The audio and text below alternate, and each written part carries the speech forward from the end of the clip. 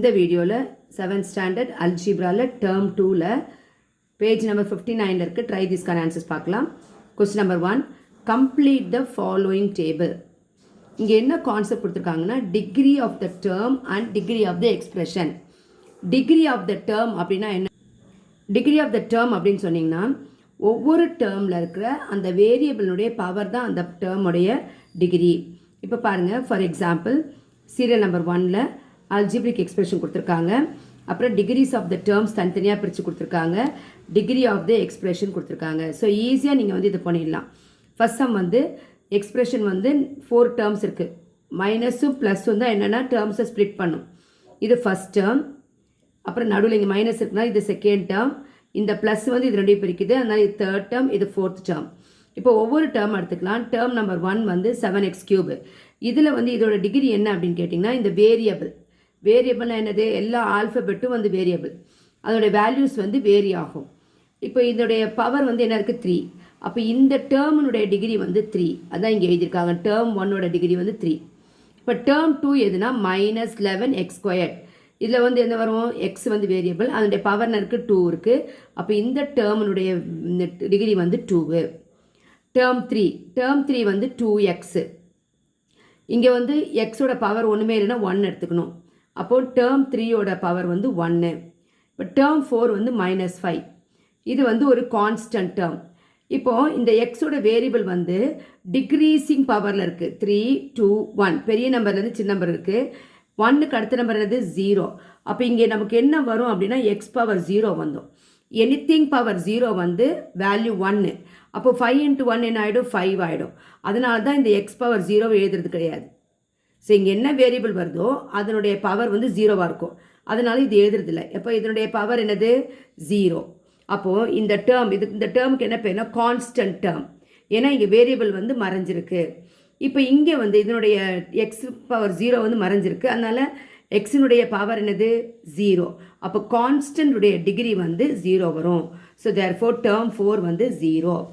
இப்போது degree of the expression என்னன்னு கேட்டிங்கன்னா இந்த degree of term 1, term 2, term 3, term 4 இருக்கு இல்லையா? இதில் வந்து எது பெரிய நம்பர்னு பார்க்கணும். எது பெரிய நம்பர்? 3. அதனால் அந்த degree of that expression given expression is 3. So similarly we'll pass on to the second sum. Second sum 9x power 5 minus 4x³ plus 2x minus 11. So first term வந்து 9x power 5. So x power 5 இருக்கிறதுனால இதனுடைய degree என்னது? 5. Second term வந்து -4x². So இதனுடைய degree வந்து 2. Third term வந்து 2x. 2x வந்து x இருக்கிறதுனால பவர் வந்து 1. கான்ஸ்டன்டோட பவர் வந்து 0. therefore இதில் வந்து ஹையஸ்ட் நம்பர் இது 5. அதனால் degree of the expression is 5.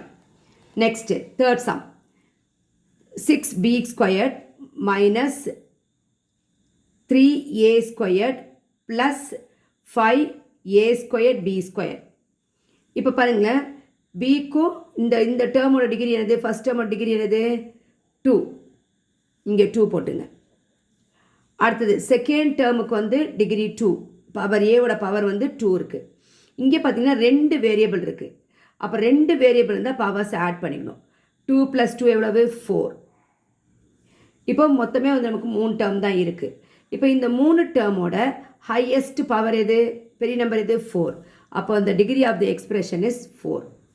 Fourth problem p power 4 plus p³ plus p² plus 1.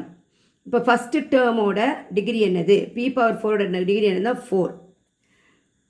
Second term p³ degree என்னென்னா 3. அடுத்தது p² டிகிரி என்னென்னா 2. நெக்ஸ்ட் கான்ஸ்டன்ட் டிகிரி என்னது? 0. Very good. இப்போ இதில் எது பெரிய நம்பரு? குட், 4. அப்போது இந்த எக்ஸ்பிரஷனுடைய டிகிரி எது? 4 தான். அவ்வளோதான். இப்போ fifth problem 6x² minus 7x³ plus 5xy. இப்போ நம்ம ஃபஸ்ட்டு டேர்ம் எடுத்துக்கலாம். ஃபஸ்ட் டேர்ம் வந்து இது 6x²y³ இங்கே 2 பவர் இருக்கா? அப்போ என்ன பண்ணுற? எடுத்தையும் ஆட் பண்ணணும். 2 + 3 எவ்வளவு? 5 வந்துடும். அப்போ ஃபஸ்ட் டேர்மோட டிகிரி என்னது? 5. இப்போ செகண்ட் டேர்ம் பாருங்கள், இங்கே 3 இங்கே 1 இல்லைனா 1 எடுத்துக்கணும். அப்போ 3 + 1 எவ்வளவு? 4. இப்போ தேர்ட் டேர்ம் வந்து 5xy.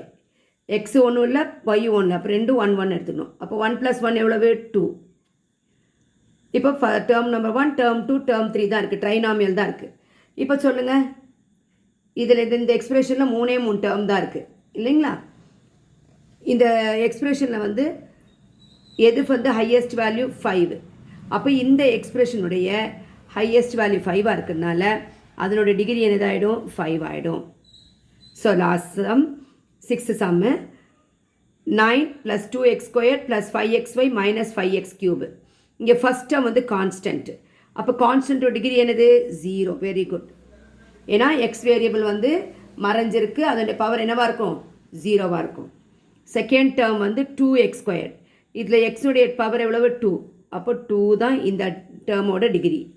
இந்த டேர்மோட டிகிரி சொல்லுங்கள் பார்க்கலாம். எத்தனை வேரியபிள் இருக்குது? குட், 2 வேரியபிள் இருக்குது. அப்போ 2 வேரியபிள் இருந்தால் பவர் என்ன பண்ணணும்? ஆட் பண்ணணும். குட். 1 + 1 எவ்வளவு 2. அப்போது இந்த தேர்ட் டேர்மோட டிகிரி வந்து 2. இப்போ ஃபோர்த் டேர்மோட டிகிரி எக்ஸோட பவர் என்னது 3 இருக்குது. ஸோ தட்ஃபோர் இந்த ஃபோர்த் டேர்மோட டிகிரி வந்து 3. இப்போ இந்த நம்பரெல்லாம் பாருங்கள், எது ஹையஸ்ட் நம்பர் 3.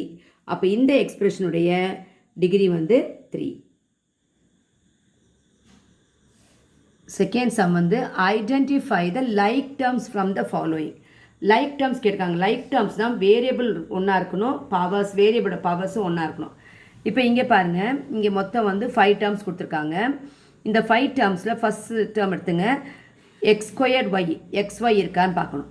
இங்கே xy இருக்கா, ஆனால் இங்கே என்ன இருக்குது, எக்ஸுக்கு வந்து 1ம் ஒய்க்கு 2 இருக்குது. ஆனால் நமக்கு இங்கே என்ன இருக்குது, எக்ஸுக்கு 2 இருக்குது, ஒய்க்கு 1 இருக்குது. அப்போ எங்கே எக்ஸுக்கு 2 ஒய்க்கு 1 பாருங்கள், எக்ஸுக்கு 2 ஒய்க்கு 1 இது இங்கே இருக்குது பாருங்கள். அப்போ 2x²yயும் 14x²yயும் தான் லைக் டேர்ம். 2 வேரியபிள் இருக்குது, இதோட பவர் 2, இதோட பவர் 2, இதுக்கு 1 1. அப்போ இது 2 தான் லைக் டேர்ம்ஸு. பவர்ஸும் ஒன்றா இருக்கணும், வேரியபிள்ஸும் ஒன்றா இருக்கணும். அடுத்த செட்டு பாருங்கள், 2xy². இங்கேயும் வந்து xy² இருக்குது. அப்போ 2xy², 3xy². அப்போ இது வந்து 7xy வந்து அன்லைக் டேர்ம். இந்த டேர்மோட அன்லைக் டேர்ம் அது. அடுத்தது பாருங்கள், second sum 3x³ y², y³ x, y³ x² - yx 3y³ x. இப்போ ஃபஸ்ட் எடுத்துக்கலாங்களா, x³ y² இருக்கா பாருங்கள், x³ y², இது y³ x² தான் இருக்குது. x³ எக்ஸுக்கு வந்து 3 இருக்கணும், இதில் இல்லை, இதுலேயும் இல்லை, இதுலேயும் இல்லை. அப்போ இது வந்து அன்லைக் டேர்ம். அப்போ நம்ம இது வந்து எழுத வேண்டிய அவசியமே இல்லை, இது அன்லைக் டேர்மில் வந்துடும். அடுத்தது பாருங்கள், y³ x இருக்கா பாருங்கள், இங்கே ஒரு y³ x இருக்குது, இங்கே ஒரு y³ x இருக்குது.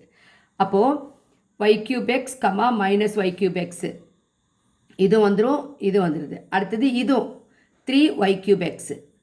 ஸோ இது 3 என்னது like term. 1 2 3 3y³ x, y³ x -y³ x இது 3 லைக் டேர்ம். இது 2 என்னது அன்லைக் டேர்ம். ஸோ இது எழுத வேண்டிய அவசியமே இல்லை. Next third some 11pq - pq 11pqr - 11pq pq. So இதில் ஈஸியாக நீங்கள் சொல்லிடலாம், இதெல்லாம் லைக் டேர்ம்ஸ்னு. இதில் 1 இதை மட்டும்தான் ஆர் சேர்ந்துருக்கு, மீதி எல்லாம் pq pq pq pq. அப்போது 11pq - pq 11 - 11pq pq இது 4மே என்னது லைக் டேர்ம்ஸு. 4 எழுதிடுங்க. இது வந்து அன்லைக் டேர்ம், ஏன்னா ஆர் சேர்ந்ததுனால. தேர்ஃபோர் லைக் டேர்ம்ஸ் இருந்தால் ஒரே வேரியபிள் பவர் ஒன்றா இருக்கணும். கோஎஃபிஷியன்ட் பார்க்கக்கூடாது, நம்ம முன்னாடி இருக்க நம்பர் பார்க்கக்கூடாது. பிக்யூனா பிக்யூ இருக்கா, இங்கே ஒரு ஆர் வந்ததுனால அது வந்து அன்லைக் டேர்ம் ஆயிடுச்சு. ஸோ இதை வந்து எழுத வேண்டிய அவசியம் இது இல்லை, இது வந்து unlike term. Hope you understood everything. Thank you.